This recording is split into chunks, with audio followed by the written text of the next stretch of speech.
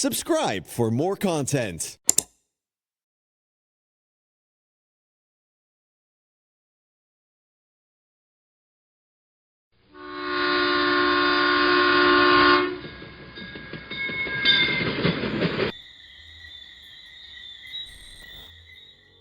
तभी करीब रात के 11 बजे होंगे।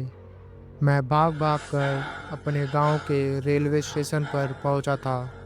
मेरी ट्रेन रात के 12:15 पर प्लेटफॉर्म नंबर 3 पर आनी थी। मुझे ज़रूरी काम से कलकत्ता जाना था। दरअसल मेरी छुट्टी मेरे बॉस ने कैंसिल कर दी थी। मैं वहीं कलकत्ता में ही काम करता हूँ। मेरे गांव में मेरे मामा के बेटी की शादी थी। इसी वजह से मैं 2 हफ्तों की ऑफिस से छुट्टी लेके आया था। मुझे अपने गांव से स्टेशन तक आने के लिए कोई टेम्पो या रिक्शा भी नहीं मिल रहा था।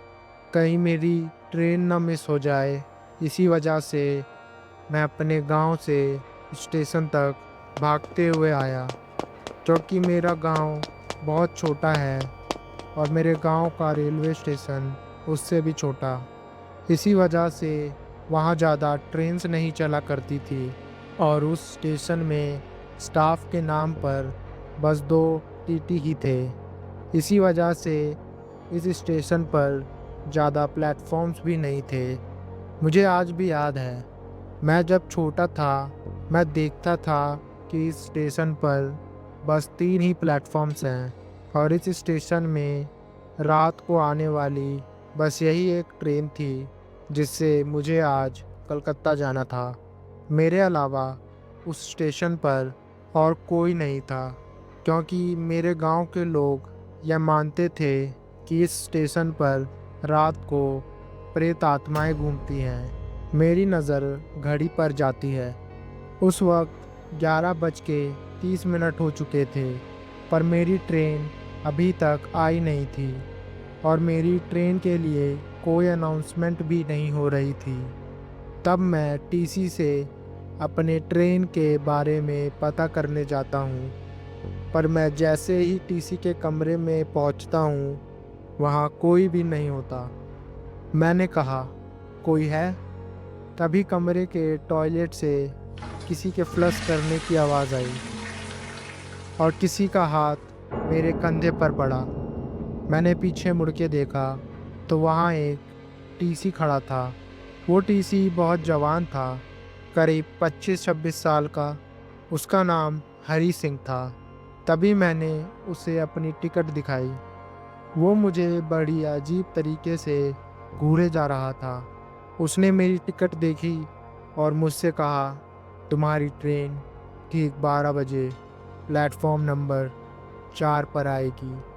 मुझे लगा शायद उससे कोई गलती हो गई है। फिर मैंने उससे कहा, कहाँ पर? इस स्टेशन में तो 3 ही प्लेटफॉर्म्स हैं। तब उसने बिना कुछ कहे मुझे अपने हाथों से प्लेटफॉर्म नंबर 4 दिखाया। मुझे लगा शायद इतने सालों में नया प्लेटफॉर्म बन गया होगा। तब मैंने उस टीसी हरी सिंह को थैंक यू बोला और वहाँ से जाने लगा।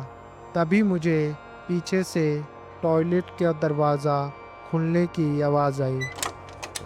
उस आवाज़ पर मैंने इतना गौर नहीं किया, क्योंकि 12 बजने ही वाले थे। मैं फिर उस प्लेटफॉर्म नंबर पे जाकर खड़ा हो गया। मैंने देखा कि उधर एक और आदमी खड़ा है, जो मुझे ही कई देर से अजीब तरीके से घूरे जा रहा है।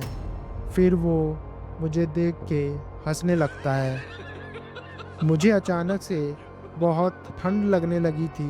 वो अजीब आदमी मेरे बगल में आ गया और उसने मुझसे कहा, चले जाओ यहाँ से। मैं बहुत डर गया। तभी मेरी ट्रेन आ गई। मैं उस ट्रेन में चढ़ गया। मेरी कोच में बहुत अंधेरा था। मुझे कुछ दिखाई नहीं दे रहा था। तब मैं किसी तरह अपनी टॉर्च की मदद से अपनी सीट पर जाके बैठ गया और फिर थोड़ी देर बाद सो गया। मेरी सुबह आँख खुली। मुझे कोई उठा रहा था। वो एक टीसी था। उसने मुझसे कहा, कौन हो तुम और इधर क्या कर रहे हो? मुझे कुछ समझ नहीं आया। जब मैंने अपने आसपास देखा तो मैं दंग रह गया। मैं ट्रेन में नहीं बल्कि उस वक्त स्टेशन के बाजू वाले शमशान घाट पर था। मैं बहुत डर गया और मैंने जो कुछ मेरे साथ हुआ वो सब टीसी को बता दिया। तब उस टीसी ने मुझसे कहा, ऐसा कैसे हो सकता है? इस स्टेशन में कोई प्लेटफॉर्म नंबर 4 है ही नहीं और सालों पहले ही टीसी हरी सिंह की मौत हो गई थी, जो इसी स्टेशन के टीसी थे और उनको यहीं इसी शमशान घाट में जलाया गया था। तब मैं यह सुनकर दंग रह गया था।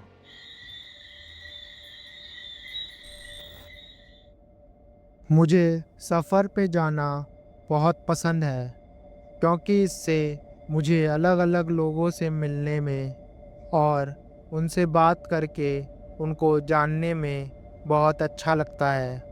पर एक हादसे ने यह सब बदल के रख दिया। मैं मुंबई से चेन्नई जा रहा था। मेरी ट्रेन रात की थी। वैसे आपको तो पता ही है कि मुंबई का स्टेशन कैसे खचाखच भरा होता है। वैसे ही उस दिन स्टेशन खचाखच भरा पड़ा था। कोई अपने गांव जा रहा था तो कोई अपने दोस्तों के साथ ट्रिप पर। मेरी ट्रेन लेट थी, करीब 1 घंटे लेट।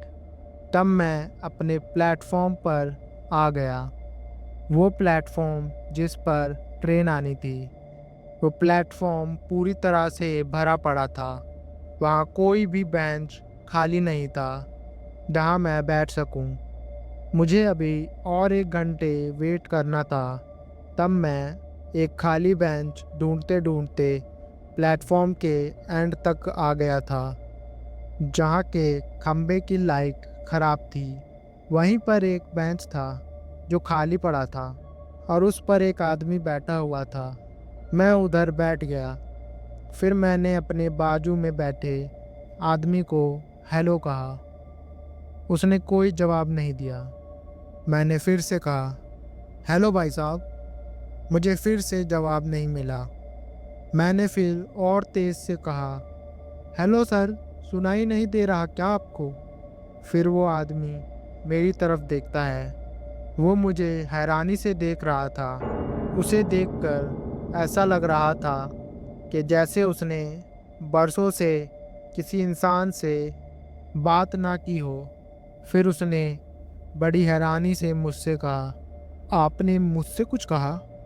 तब मैंने जवाब दिया, हाँ, क्या आपको और कोई इधर दिखाई दे रहा है? उसने कोई जवाब नहीं दिया। फिर मैंने उससे पूछा, आप कहाँ जा रहे हैं? उसने कहा, मैं कहीं नहीं जा रहा और ना कहीं से आ रहा हूँ। मैं यहीं इसी जगह रहता हूँ। मुझे लगा कि वो आदमी शायद से कोई गरीब होगा जिसका कोई घर नहीं होगा, इसीलिए ये यहाँ रहा करता है। फिर तभी उस आदमी ने मुझसे पूछा, क्या आपको मैं दिखाई दे रहा हूँ? मैंने कहा, क्यों? उसने जवाब दिया, क्योंकि मैं यहाँ कई सालों से रहता हूँ पर आज तक किसी ने मुझे नहीं देखा। पर आज आपने मुझे कैसे देखा? मुझे पहले तो कुछ समझ नहीं आया। फिर मुझे लगा शायद से कोई भी आदमी इससे बात नहीं करता होगा, इसीलिए ये ऐसा कह रहा है। पर तभी मेरी नज़र मेरे आसपास खड़े लोगों पर जाती है जो मुझे बड़ी अजीब तरह से देख रहे थे। इससे पहले मैं उस आदमी से कुछ पूछता, उसने मुझसे कहा, तुम सही सोच रहे हो, ये तुम्हें ऐसे क्यों देख रहे हैं? अरे भला अगर एक आदमी बिना किसी दूसरे आदमी के खुद ब खुद ही बात करने लगे, खुद ब खुद ही बड़बड़ाने लगे, तो लोग तो ऐसे ही देखेंगे। फिर वो मुझे कहता है, हाँ, 15 साल पहले मैं यहीं इसी ट्रेन की पटरी पर मर गया था। तभी से मैं इस स्टेशन में भटक रहा हूँ। यह सब कहने के बाद वो आदमी ज़ोर ज़ोर से हंसने लगता है। मैं बहुत डर गया था। तभी एक टीसी मेरे पास आता है मैं इतना डरा हुआ था कि मैं कुछ ठीक से बोल भी नहीं पा रहा था।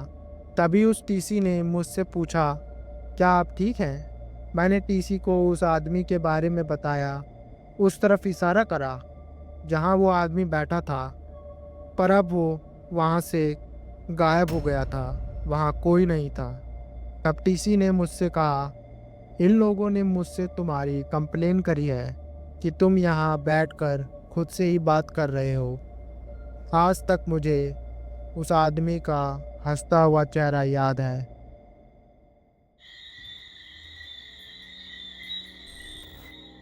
कहते हैं कभी कभी गलत ट्रेन भी आपको सही स्टेशन पर ले जाती है। ये एक मूवी का डायलॉग है। पर अगर कभी कभी सही ट्रेन भी आपको गलत स्टेशन पर ले जाए, तब क्या होगा?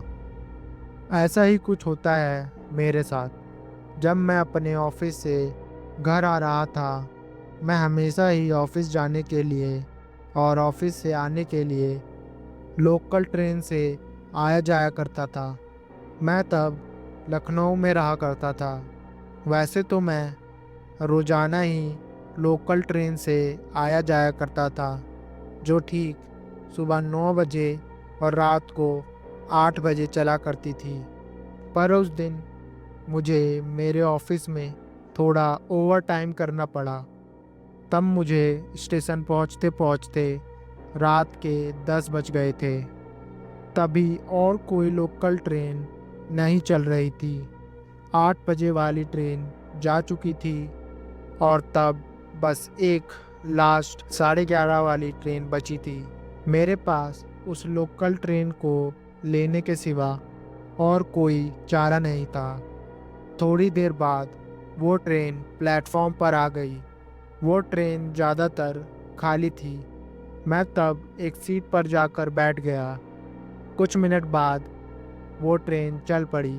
कुछ देर चलने के बाद जब मेरा स्टेशन आने ही वाला था, तब वो एक स्टेशन पर जाकर रुक गई। मुझे कुछ समझ नहीं आया, क्योंकि 8 बजे वाली ट्रेन इस स्टेशन पर पहले कभी नहीं रुका करती थी।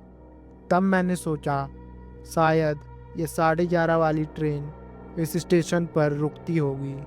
ट्रेन को उस स्टेशन पर रुके 20 मिनट से भी ज़्यादा हो गए थे, क्योंकि अक्सर ही लोकल ट्रेन्स एक स्टेशन पर ज़्यादा से ज़्यादा 5 मिनट रुकती है। मुझे बहुत ही लेट हो रहा था। तब मैंने एक टीसी से पूछा, तो उसने मुझे बताया कि ट्रेन के इंजन में कोई खराबी आ गई है। अभी 1 से 1.5 घंटा और लगेगा। तब करीब 12 बज चुके थे और मेरा घर उस स्टेशन से करीब 15 मिनट दूर होगा। तब मैंने सोचा, क्यों ना इस स्टेशन पे मैं उतर जाऊं और बाहर से टैक्सी लेकर अपने घर चला जाऊं। तब मैं उस स्टेशन पर उतर गया। तब मैंने उस स्टेशन का नाम पढ़ा।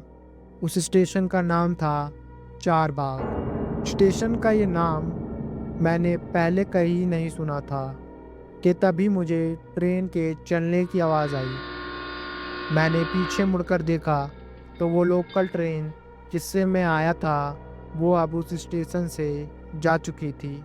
मुझे कुछ समझ नहीं आ रहा था कि तभी मेरी नज़र उस स्टेशन के बाकी लोगों पर जाती है, जो मुझे ही देख रहे थे, जैसे वो लोग किसी भूत को देख रहे हों। बच्चा हो या बड़ा, दुकान वाला हो या टीसी, सब मुझे ही घूरे जा रहे थे। मुझे उस स्टेशन से अजीब सी एनर्जी महसूस हो रही थी। तभी मैंने एक टीसी से बाहर जाने का रास्ता पूछा। पता नहीं क्यों वो टीसी मुझे देखकर ज़ोर ज़ोर से हंसने लगा। मैं बहुत डर गया था। तभी अचानक से उस स्टेशन की सारी लाइट्स अपने आप बंद हो गई। वो सारे लोग जो मुझे देख रहे थे, सभी अपने आप गायब हो गए। मेरी हालत ख़राब हो चुकी थी। मैं तुरंत स्टेशन से बाहर भागने लगा। तब मुझे लोगों के ज़ोर ज़ोर से चिल्लाने की आवाज़ें आने लगी। मैं और तेज़ भागने लगा। तब मैं उस स्टेशन से बाहर आ गया और एक टैक्सी में बैठ गया और अपने घर आ गया। अगले दिन मैंने जब उस चारबाग स्टेशन के बारे में गूगल किया तो मेरे होश उड़ गए। मुझे पता लगा कि वो चारबाग स्टेशन कई सालों से बंद पड़ा है और तब से मैंने लोकल ट्रेन से ऑफिस आना जाना हमेशा हमेशा के लिए बंद कर दिया।